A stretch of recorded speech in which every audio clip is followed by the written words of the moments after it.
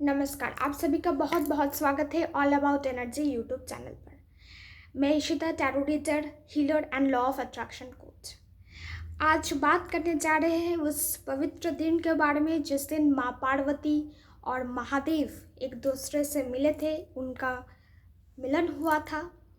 और वही दिन जब हम जैसे भक्त, स्पिरिचुअल लाइन में जो लोग हैं, वो सब इस दिन को बहुत बहुत धूमधाम से, आनंद के साथ, श्रद्धा के साथ मनाया करते हैं, और वो है महाशिवरात्रि का महापर्व।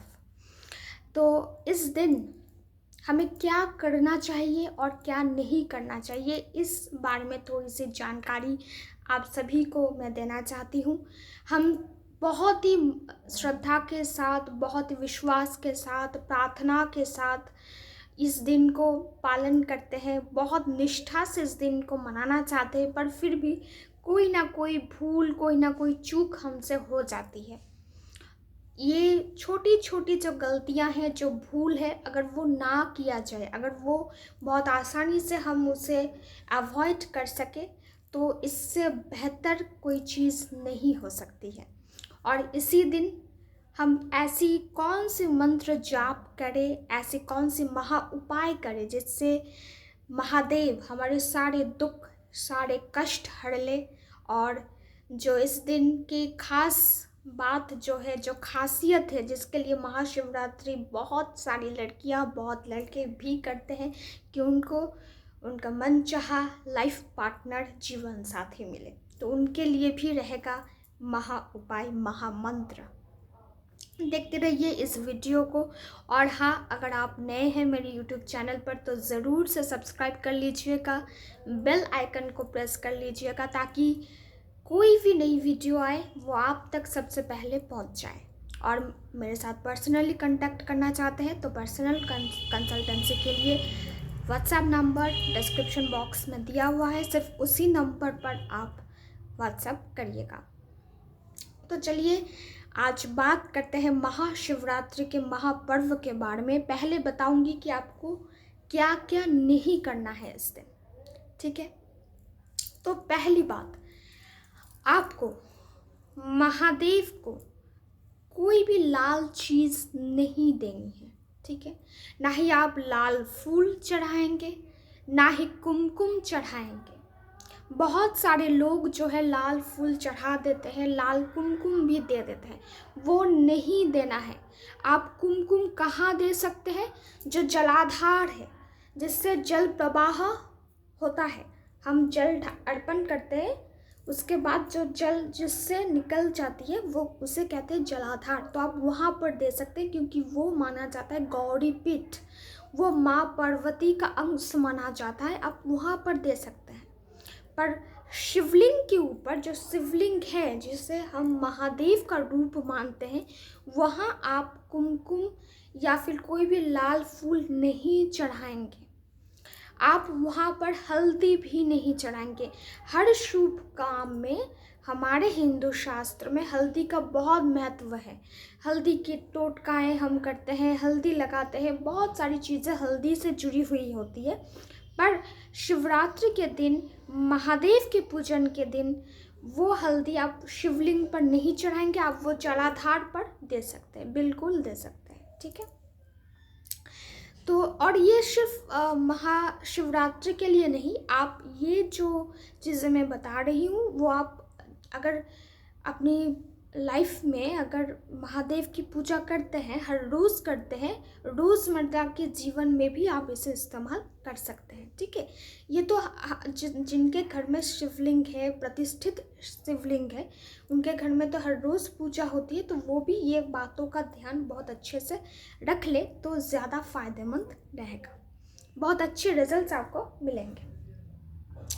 अभी महादेव की जो पूजा आप करेंगे तो जो चावल है, उस चावल की बहुत महत्व है, चावल चढ़ाना चाहिए। मैं कहूँगी कि आप 21 दाने चावल के चढ़ाएं, अपनी मनचाहा जो इच्छा है, मन की जो इच्छा है वो बताकर शिवलिंग के ऊपर चढ़ा दें, बहुत बहुत अच्छा रिजल्ट्स मिलेंगे। पर ये चावल चढ़ाते समय ये ध्यान रखिएगा कि चावल टूटा फूटा नहीं होना चाहिए। एकदम अच्छा चावल आपको ले लेना है। बहुत आप एक जो पतीला है या फिर जो प्लेट है उसमें डाल लीजिएगा, फिर 21 दाना चुनकर रख लीजिएगा कि ये मैं महादेव को चढ़ाऊंगी, अर्पण करूंगी। तो वो 21 दाने आप चढ़ा सकते हैं, पर क्या कहा मैंने कि वो खंडित नहीं होना चाहिए, ठीक है। एकदम अच्छा पूरा होना चाहिए चावल, वही चावल आपको चढ़ाना है। आपको महादेव को जो है श्रीफल, हम जो कहते हैं नारियल का पानी, वो नहीं चढ़ाना है। उसे श्रीफल माना जाता है। माता लक्ष्मी की रूप मानी जाती है।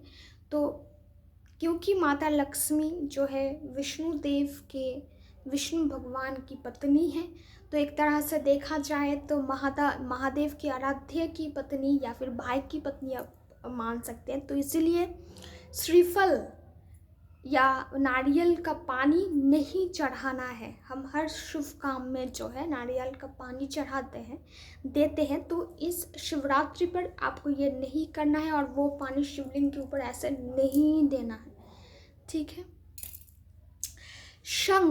शंख में पानी लेकर, हम बहुत सी पूजा में जो है शंख में पानी लेकर एक रिवाज है देना, या जब हम आरती करते हैं तो शंख में पानी लेकर वो पानी भी ऐसे दिखाना, मतलब दिखाने का एक रिवाज होता है। तो महाशिवरात्रि के दिन वो नहीं करना है। शंख से जुड़ी पानी या शंख, ये दोनों ही आपको अवॉइड करनी है। शंख में पानी लेकर वो पानी शिवलिंग पर नहीं चढ़ाना है, ठीक है। वो भी आपको अवॉइड करनी है। केतकी फूल या फिर केवड़ा, वो भी एक तरह का फूल है, वो भी बहुत सारे लोग चढ़ाते हैं। वो नहीं चढ़ाना है, वो बहुत सुगंधित होती है, वो मोह माया की सृष्टि करती है। तो वैसी चीज़ नहीं देनी है हमको। महादेव वैराग्य में विश्वास करते थे, तो वैसी चीज़ हमको नहीं चढ़ानी है जो मोह और माया की सृष्टि करे। ऐसे सुगंधित, बहुत ज़्यादा सुगंधित चीज़ें हमें नहीं देनी है, ठीक है। और जो चीज़ें हमें ध्यान रखनी है वो है कि हम जब प्रदक्षिण करते हैं, हमने चढ़ा दिया, जल अर्पित कर दिया, जो हमने भोग लाया था वो हमने महादेव को अर्पित कर दिया, फिर हम प्रदक्षिण करते हैं। ये परिक्रमा करना, ये बहुत बड़ी चीज़ है। माना जाता है कि पूजा का फल जो है इस परिक्रमा में ही छुपा होता है। तो बहुत सारी औरतें, मैं हमारे यहाँ देखती हूँ कि हमारे यहाँ बहुत सारी औरतें, बहुत सारे जो पुरुष हैं वो भी क्या करते हैं, पूरा प्रदक्षिण कर लेते हैं। पूरा प्रदक्षिण हमें नहीं करना है। महादेव का प्रदक्षिण अर्ध प्रदक्षिण होता है। जैसे चंद्रमा होता है अर्ध, वैसे ही अर्ध प्रदक्षिण हमें करना है। कैसे करना है? हम सब जो है हम फैमिली पर्सन हैं, हम फैमिली को लेकर, परिवार को लेकर रहते हैं, समाज में रहते हैं, सामाजिक तौर तरीकों को मानते हैं। तो हमारे लिए प्रदक्षिण किस तरह होगी? हम जहाँ पर जल अर्पण करते हैं वो हम जब प्रदक्षिण करेंगे, ये हमें ध्यान रखना है कि हम जलाधर तक नहीं जाएंगे। जिस जगह से जल बहकर जाता है वहाँ हम प्रदक्षिण नहीं करेंगे, उसके आगे तक हमें प्रदक्षिण करना है। पहले दाहिने हाथ की ओर जाना है और फिर वापस आकर बाएं हाथ की ओर जाना है, और फिर वापस आकर जहाँ से शुरू किया था वहाँ आ जाना है, ठीक है।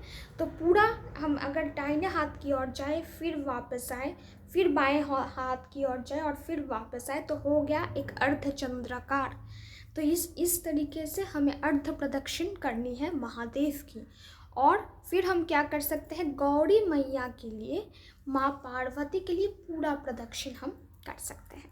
तो हमें कुल कितने प्रदक्षिण करने पड़े? 1.5 प्रदक्षिण, ठीक है। एक माँ पार्वती के लिए और अर्ध प्रदक्षिण महादेव के लिए।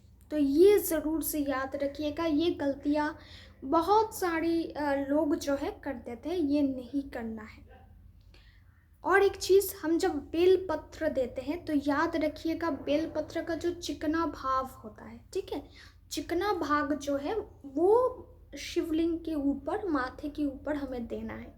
ऐसा नहीं कि वो उल्टा करके नहीं देना है, कांटा जो है वो महादेव को चुभना नहीं चाहिए, ठीक है। जो चिकना भाग जो है वो वाला जो पार्ट है ऐसे हमको शिवलिंग के ऊपर देना है। और बेलपत्र हमें सिर्फ ऐसे ही नहीं दे देना है, बेलपत्र में तीनों जो पत्र होते हैं, तो एक में हम जो है घी लगा देते हैं, एक में शहद लगा सकते हैं और एक में हम श्वेत चंदन लगा सकते हैं और फिर हम दे देते हैं। याद रखिएगा कि मैंने कहा कि कोई भी लाल वस्तु आपको वर्जित है, वर्जन करना है, तो इसीलिए जब हम चंदन की बात करते हैं तो हम श्वेत चंदन इस्तेमाल करते हैं, लाल चंदन नहीं देना है, ठीक है। ये भी याद रखिएगा कि लाल चंदन महादेव को नहीं चढ़ाया जाता है। तो ये कुछ चीज़ें थी जो हमें याद रखनी है। बेलपत्र जो है वो टूटा फूटा नहीं होना चाहिए, अच्छा होना चाहिए, एकदम बराबर होना चाहिए। हमें भी कोई टूटी फूटी चीज़ अच्छी नहीं लगती है। हमें भी कोई एक गिफ्ट दे और वो टूटा फूटा हो तो हमारा भी दिल टूट जाता है। तो वैसे ही हम जब हमारे आराध्य को चीज़ें देंगे, जब उनके लिए हम करते हैं पूजा, तो तब हम हमारी ओर से पूरी निष्ठा के साथ करने की प्रयास करते हैं कि हमारी ओर से कोई गलती ना हो जाए। ऐसा नहीं है कि गलती होने पर भगवान रुष्ट हो जाते हैं या फिर उन्होंने कहा है कि मेरी पूजा ऐसे ही करनी है, ऐसा नहीं है। अगर कुछ भूल चूक हो जाती है, कुछ रह जाता है, तो भी वो माफ़ कर देते हैं। वो भोले बाबा है, भोलेपन के लिए जाने जाते हैं। भोले में वो हमें माफ़ कर देंगे। पर हमारी क्या कर्तव्य है? हमारी कर्तव्य ये है, जब हम कोई काम करते हैं उसमें हम अपना बेस्ट देते हैं। तो अगर कुछ गलतियाँ अगर हमारी तरफ से अगर ना की जाए, अगर हम कोशिश करें कि वो गलतियाँ हमसे ना हो, तो इसमें कोई बुराई नहीं है। अगर हम कोशिश करें, इंसान हमेशा कोशिश ही कर सकता है, 100% सही उससे कभी नहीं होता। तो हम कोशिश कर सकते हैं और अगर इस कोशिश से हमें सुकून मिले, हमें शांति मिले कि हमने पूजा बहुत अच्छे से की है, हमने पूरी निष्ठा के साथ पूजा की है, मन में शुद्ध भाव रख के पूजा की है और भक्ति में पूजा की है, तो ये पूजा भगवान तक, ईश्वर तक पहुंच ही जाती है। तो ये हम कर ही सकते हैं। अच्छा, इसके बाद जो है और एक चीज़ आपको याद रखनी है कि हम जब भी कुछ अर्पण करेंगे भगवान को, तो तब या फिर हम जब माला जपेंगे तो तब हम सिर्फ अनामिका, इस उंगली की इस्तेमाल करेंगे और कोई भी उंगली इस्तेमाल नहीं करेंगे, सिर्फ इस उंगली से ही करेंगे, ठीक है। जब हम पत्र देंगे ऐसे ही देंगे, इस उंगली का इस्तेमाल होगा। अब हमें क्या करना है, हमें क्या नहीं करना है बता दिया। अब हमें क्या करना है, पहली बात तो है, अगर आपके पास सफ़ेद वस्त्र है तो सफ़ेद वस्त्र पहनकर ही महादेव की पूजा कीजिएगा, ठीक है। अगर नहीं है तो कोई और रंग के वस्त्र पहन सकते हैं, पर लाल वस्त्र वर्जित है।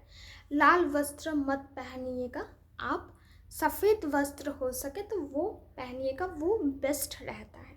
कर्पूर गौरम, ठीक है। तो सफ़ेद रंग का बहुत महत्व है। और दूसरी चीज़ जो है, जब हम पानी डालेंगे महादेव को, जब जल अर्पित करेंगे, तो तब क्या है, हम पहले ही महादेव को शिवलिंग पर नहीं देंगे। पहले हम किसको जल अर्पित करेंगे, पहले हम अपने हाथ को, वो जो गौरी पीठ है, जलाधार जैसे ऐसे बहता है, तो इस अंश में पहले अपने हाथ को मलेंगे। माँ पार्वती से परमिशन लेंगे कि माता, हम महादेव को जल अर्पण करना चाहते हैं कि आप हमें वो परमिशन दे दें, ठीक है। उनसे प्रार्थना करेंगे। फिर हम पानी पहले गणेश जी के नाम पर देंगे, फिर कार्तिकेय के नाम पर देंगे और फिर अशोक सुंदरी के नाम पर देंगे। अशोक सुंदरी कौन है, उनकी बेटी। तो पहले हम ऐसे गणेश जी को, फिर ऐसे जलाधार जाता है तो पहले गणेश जी को यहाँ पर दे दिया, फिर कार्तिकेय को दे दिया, और फिर मिडिल में जो है, मिडिल का जो स्थान होता है जलाधार का, वो अशोक सुंदरी का होता है, तो वहाँ पर दे दिए। इसके बाद हम जाकर क्या करेंगे, शिवलिंग पर जल अर्पण करेंगे। ये याद रखना बहुत ज़रूरी है कि आपकी जो मुख है वह आप उत्तर दिशा की ओर खड़े रहकर शिवलिंग पर जल चढ़ाएंगे। मंदिरों में क्या है, उत्तर दिशा की ओर ही शिवलिंग प्रतिष्ठित होती है, तो उससे आपको वो चिंता करने की ज़रूरत नहीं है। आपको बस उत्तर दिशा की ओर, मतलब ऐसे शिवलिंग है, जलाधार यहाँ से आपको या विपरीत में ऐसे खड़े रहकर जल अर्पण करना है। ठीक है, तो आप भी क्या हो, आपका भी जो दिशा है वो उत्तर दिशा ही होगा। और घर में अगर आप करते हैं तो याद से शिवलिंग को उत्तर दिशा की ओर आप प्रतिष्ठित करिए, फिर उत्तर दिशा की ओर आप बैठिए और जल अर्पण कीजिए। कोई भी, जब भी महादेव की पूजा होती है, जब भी कोई विशेष पूजा होती है महादेव की, तो तब उत्तर दिशा में बैठकर ही पूजा की जाती है। ठीक। अब अरहर का डाल या अरहर की पौधे का जो पत्ता है वो आप चढ़ा सकते हैं महादेव को। काला तिल आप चढ़ा सकते हैं। जिन्हें पता है कि उनको शनि का दोष है, घर में बहुत कलेश है, ज़िंदगी में बहुत परेशानियां हैं, वो काला तिल अर्पण कर सकते हैं। इससे क्या होगा, महादेव आपको उन कष्टों से मुक्ति देंगे। कोई मन की इच्छा है, कोई मन की मुराद है जो आप पूरी करना चाहते हैं, तो आप 21 बेलपत्र लीजिए, और वो सही होना चाहिए, टूटा फूटा बेलपत्र नहीं होना चाहिए। ठीक है, और 21 दाने चावल के ले लीजिए। बेलपत्र में एक में शहद, एक में श्वेत चंदन और एक में घी लगा लीजिए। फिर ऐसे चिकना पार्ट जो है ऐसे दे दीजिए और चावल दे दीजिए। 21 बार ये करें और मन की इच्छा मन में ही बोल दे महादेव को, वो सुन लेंगे। ठीक है। सॉरी। जिनको संतान प्राप्ति में बहुत बाधाएं आ रही है, संतान प्राप्त नहीं कर पा रहे हैं, बहुत सारी परेशानियां आ रही है, उनके लिए जो है आप गेहूँ चढ़ा सकते हैं, महादेव को गेहूँ अर्पण कर सकते हैं, और इसी मुराद के साथ कीजिएगा कि वो आपकी झोली भर दे।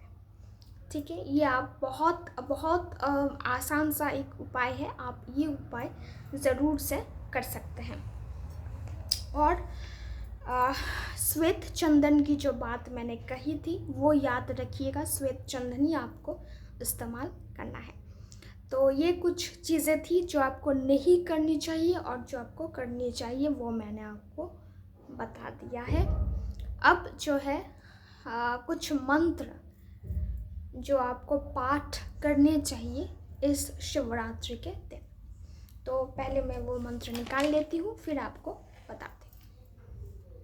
पहली बात, जो चाहते हैं कि कोई भी मन की इच्छा है, कोई भी इच्छा आपके मन में है, वो बहुत सालों से, बहुत दिनों से पूरा नहीं हो पा रहा है, आप बहुत कोशिश कर रहे हैं फिर भी वो पूरा नहीं हो रहा है, तो तब आप इस मंत्र का जाप करिए। पूरा आप महादेव को जल अर्पित करने के बाद जो है, उनको भोग अर्पण करने के बाद आप इस मंत्र का जाप करें। ओम भगवते रुद्राय नमः, ओम भगवते रुद्राय नमः। इस मंत्र का जाप 108 बार करें और मन में अपनी इच्छा को बोलकर महादेव को स्मरण कर ये आप कर सकते हैं। और एक बात याद रखिएगा, जो भी भोग आप महादेव को चढ़ाते हैं वो बेल जो फल है वो हो सकता है, कोई मिठाई हो सकती है, जो भी आप चढ़ाएंगे वो आप खुद नहीं खाएंगे, वो हमारे खाने के लिए नहीं है, वो किसी और के हैं। ठीक है, वो हम नहीं खाएंगे, कुछ भी नहीं खाएंगे। हम जब पंचामृत से उनको स्नान कराएंगे, वो पंचामृत भी बहुत सारे लोग हाथों में लेकर खा लेते हैं, वैसा नहीं करना है, वो भी हमारे खाने के लिए नहीं होता है। ठीक है, ये भी आपको याद रखना है।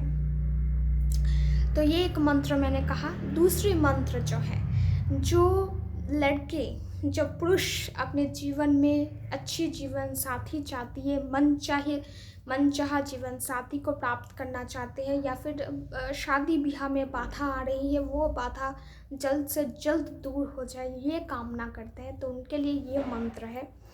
पत्नीम मनोरमम देहि मनोवृतानुसरिणीम तारिणीम दुर्ग संसार सगरासाय कुलोत भवाम। ठीक है, ये मंत्र 108 बार आप जाप करें। मंत्र मैं डिस्क्रिप्शन में लिख दूंगी, आप वहाँ पर भी एक बार चेक कर सकते हैं। अब जो लड़कियां हैं, जो अपने मन चाहित वर चाहते हैं, जो अपने पार्टनर को अपने जीवन में चाहते हैं, या फिर शादी ब्याह में उनको भी रुकावटें आ रही है, बहुत सारी अड़चनें आ रही है, वो अड़चनें दूर करना चाहती है, तो उनके लिए ये मंत्र है। ओम गौरीपति महादेवाय मम इच्छित वर शीघ्रातिशीघ्र प्राप्ताय अर्थिम गौरी नमः। ठीक है, ये मंत्र भी मैं डिस्क्रिप्शन बॉक्स में लिख दूंगी, आप ज़रा देख लीजिएगा। ठीक है, तो एक हर इच्छा पूर्ति के लिए मंत्र मैंने बोला, एक पुरुष जो अपनी शादी को बहुत जल्द करना चाहते हैं, रुकावटें आ रही है, या अपनी मनचाहित लड़की के साथ शादी करना चाहते हैं, उनके लिए मंत्र बोल दिया मैंने। और एक मंत्र जो लड़कियां कहेंगी अपने वर के लिए, अपने पार्टनर को मैनिफेस्ट करने के लिए। ठीक है, तो ये तीनों मंत्र आप ज़रूर से करें। और एक मंत्र जो है, आप बहुत तबीयत आपकी ख़राब रहती है, हेल्थ इश्यूज़ होते रहते हैं, घर में कलेश होते रहते हैं, मन में शांति नहीं मिल रही है आपको, आपके जो वाइब्रेशन है वो लो होता जा रहा है, आप में वो ऊर्जा नहीं आ रही है, आप बहुत ही सहमा हुआ महसूस कर रहे हैं, बहुत डरा हुआ महसूस कर रहे हैं, तो ये मंत्र ज़रूर से करिएगा, महामृत्युंजय मंत्र। वो मंत्र आपको पाठ करना है 108 बार। ये सब आपको कब करना है, आपने पूजन कर लिया उसके बाद आपको जो है ये सारे मंत्र करना है। जिसको जो मंत्र चाहिए वो मंत्र आप कर सकते हैं। और एक बात याद रखिएगा, जब आपने महादेव की पूजा की है तो साथ साथ उनके आराध्य भगवान विष्णु को भी याद करना है, उनको भी स्मरण करना है, उनको भी पूजना है, और भगवान को यही बताना है कि मेरी मुराद जो है वो आप पूरी करते। मैंने श्रद्धा के साथ, सद्भाव के साथ आपकी पूजा की है, आप अपना साथ, अपना आशीर्वाद हमारे ऊपर बनाए रखें। और हो सके तो ज़रूर से हनुमान चालीसा का भी पाठ कर लीजिएगा, हनुमान जी को भी याद कर लीजिएगा, तो आपके साथ हर एक देव देवी का जो है आशीर्वाद बना हुआ रहेगा। और एक बात ज़रूर से याद रखिएगा कि जब आप महादेव को जल अर्पण कर रहे हैं, आप अगर हर एक प्रहर में दे रहे हैं तो आपको कोई चिंता वाली बात नहीं है। आप एक में दूध देंगे, एक में दही देंगे, एक में शहद देंगे, एक में घी देंगे, उसकी बात मैं नहीं कर रही हूँ। जो लोग एक ही बार पानी चढ़ाएंगे, एक ही बार जल अर्पण यानी अभिषेक करेंगे, उनके लिए पंचामृत करना बहुत ज़रूरी है। वो पंचामृत से ही जो है भगवान को अभिषेक करेंगे। ठीक है, दूध, दही, शहद, घी और थोड़ी सी शक्कर आप दे सकते हैं। शक्कर की जगह और एक मिश्री जो हम कहते हैं वो भी आप यूज़ कर सकते हैं। तो इसको मिलाकर जो बनेगा वही आपको अभिषेक में चढ़ाना है महादेव को, उसी से उनको नहलाना है। उसके बाद आपको गंगा जल देकर फिर से उनको धोना है, और फिर उनको अच्छे से एक आप जो है येलो रंग का थोड़ा कपड़ा रख सकते हैं, उनसे पोंछ लेना और फिर घर में रख देना, जो घर में कर रहे हैं। और जो मंदिर में कर रहे हैं तो उनको तो वैसे ही करना है, वहाँ पर तो पहुँचने की जो है अगर व्यवस्था हो तो कर लीजिएगा, या फिर मंदिर के जो कर्तृपक्ष है वही करते हैं, तो वो आप देख लेना कि कौन सा सही रहेगा आपके लिए। आशा करती हूँ कि आपको ये वीडियो अच्छी लगी हो, कुछ इन्फॉर्मेशन आप तक पहुँची हो, क्या करना चाहिए, क्या नहीं करना चाहिए, कौन से 3 महामंत्र हैं जो महा उपाय की तरह काम करेगा।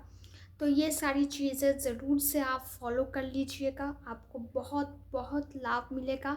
आप सबको महाशिवरात्रि की बहुत बहुत शुभकामनाएं। आप सभी की मन की इच्छा मुराद पूरी हो जाए, भगवान शिव की कृपा बनी रहे, माँ पार्वती की कृपा आशीर्वाद आप सभी को मिलती रहे। अगर मुझे अच्छा लगे, मेरी वीडियोस अच्छी लगे तो ज़रूर से सब्सक्राइब कर लीजिएगा, बेल आइकन को प्रेस कर लीजिएगा। राधे राधे।